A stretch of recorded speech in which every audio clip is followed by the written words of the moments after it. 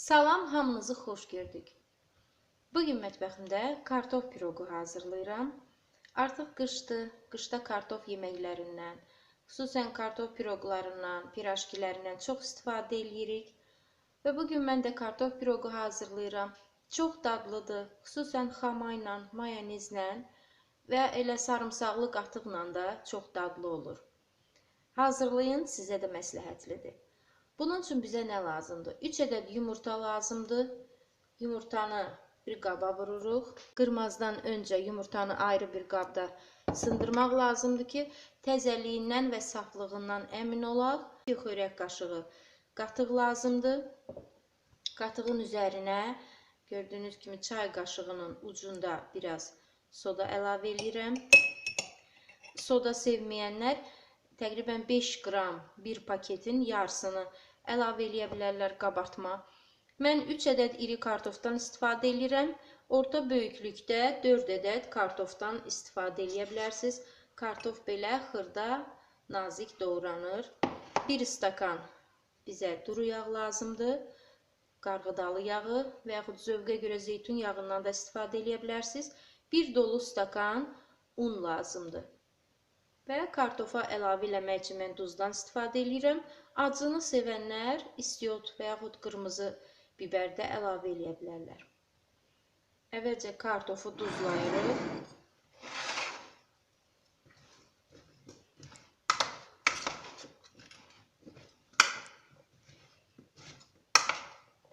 Və bir kənara qoyuruq kartofu və yumurtanı çalırıq.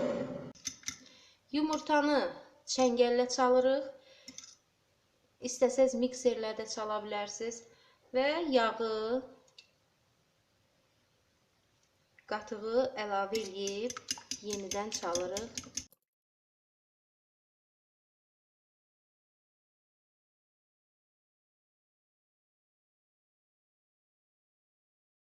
Və ələnmiş unu yavaş-yavaş əlavə edib çalırıq.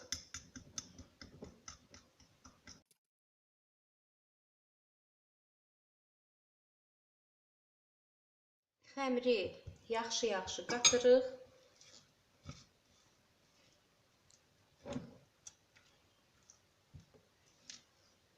Artıq xəmir hazırdır. Nə çox duru olmalıdır, nə də qatı. Yəni qatı xama qatılığında olmalıdır. Və bir kənara qoyuruq.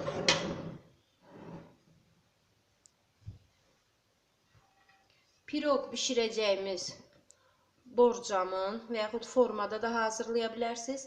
Yaxşı yağlayırıq. Duru yağla və yaxud da ki, margarinlə də yağlaya bilərsiniz.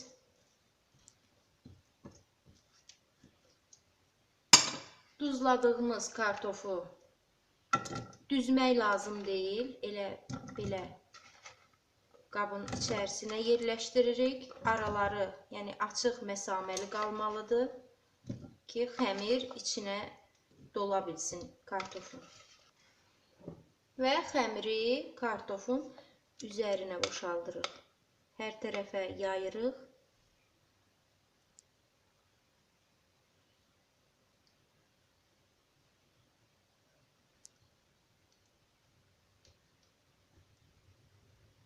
Çörək otu səpirəm. Həm görünüşü gözəl olsun, həm də dadlı olsun deyə. 180 dərəcədə qızdırılmış sobada təqribən 35-40 dəqiqə bişirəcəyəm. Artıq piroqumuz hazırdır. İstidir, elə indicə çıxıb sobadan. Soyduqdan sonra kəsib sizə də nəticəni göstərəcəyəm. Tam soyduqdan sonra piroqu doğrayıb süfrəyə verə bilərik. Çox dadlıdır. Ayranla, sərin dovğayla çox dadlı olur. Soyduqdan sonra doğrayırıq.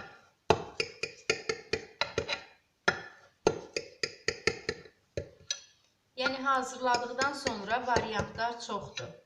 Qızartmış toyuqla da dadlı olar, kotletlə də dadlı olar.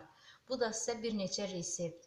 Yazırsınız ki, hazırladığınız yeməklərin yanında nə yaxşı olar.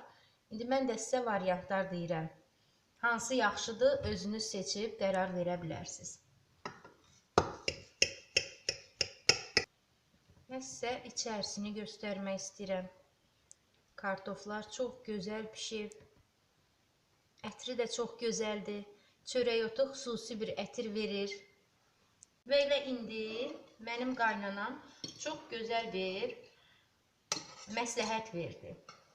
İndi o da yaxşı məsləhətdir. Bu dəfə elə sınayaram və sizə də məsləhət görürəm. Deyir ki, yaxşı olar ki, elə bu kartofun üzərindən biraz yağ soğan da əlavə eləyəsiniz, dadı çox gözəl olar. İndi o onun fikridir. Yəni məsləhətlidirsə hazırlaya bilərsiniz. Bu dəfə mən də hazırlayacağam. Necə olsa sizə də deyərəm. Və yumuşaqdır.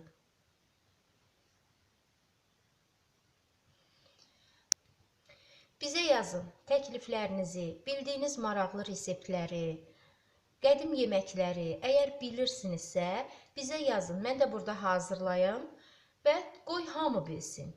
Yaxşı olar ki, qədim tariximizi, milli mətbəximizi itib batmağa qoymayaq. Bugünlük bu qədər. Ruziniz bol, bərəkətli olsun. Süfrəniz daim nemətlərə, xoş günlərə açılsın. Kanalı izləməyi unutmayın. Videonu bəyəndinizsə, like edin. Sağ olun.